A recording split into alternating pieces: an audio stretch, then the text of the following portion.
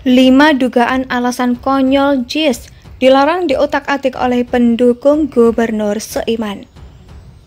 Polemik soal rencana renovasi JIS masih ramai dibahas di media sosial maupun dalam siaran-siaran kanal YouTube oleh berbagai pihak.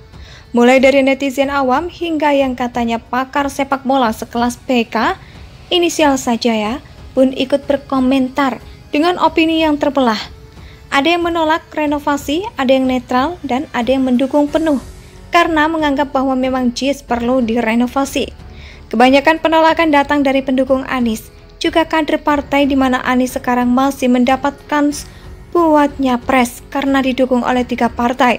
Jika Anies sudah out atau mungkin ditendang dari pencalonan, mungkin dukungan juga akan ditarik. Nah, saya menduga dan mencoba menganalisis setidaknya ada 5 alasan konyol.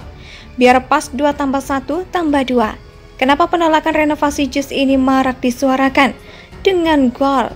Jangan diapa-apain alias dibiarkan begitu saja. Ingat, ini hanya bersifat dugaan. Bisa benar tapi bisa juga sangat benar. Pertama, JIS dianggap sebagai mahakarya yang diwariskan Gubernur Seiman, hasil politisasi ayat dan mayat, bahkan klaim-klaim surgawi. Mengotak-atik JIS berarti dosa besar karena menyentuh sesuatu yang sudah dianggap seperti bangunan keramat. Kedua, adanya JIS yang sempat difungsikan sebagai tempat ibadah, kudu dijaga keasliannya.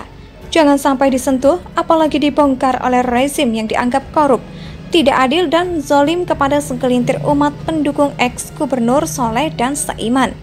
Ketiga, JIS sempurna, bahkan kalau temboknya runtuh, seperti pembatas tribun yang sempat runtuh, ya biarkan saja runtuh dengan sempurna. Kalau perlu, nggak usah diperbaiki atau dibangun lagi, biar ambiar sekalian.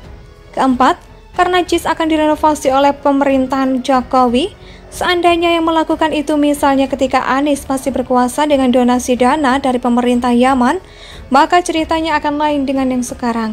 Saking miringnya penilaian mereka, bahkan fakta bahwa dana pemerintah pusat juga dipakai saat membangun JIS mereka abaikan, demi menjalankan semangat kecurigaan dan perlawanan terhadap pemerintahan Jokowi saat ini.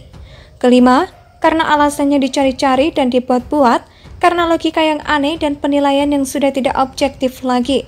Yaelah, sejak kapan sih kelompok manusia-manusia ajaib itu tidak absurd dalam menilai segala sesuatu? Sejak masa kampanye Pilgub DKI Jakarta 2017 sampai sekarang, tampaknya apapun yang menyangkut Anies dianggap selalu benar dan patut dibela. Mungkin seandainya Anies dipenjara karena terbukti bersalah dalam kasus Formula E atau kasus lainnya pun akan tetap dibela oleh pendukungnya. Apalagi soal JIS ini. Duh, nasib-nasib. Semakin kesini kok kualitas demokrasi dan ranah politik di negeri ini semakin kesana saja ya. Apa saja bisa dijadikan bahan untuk politisasi.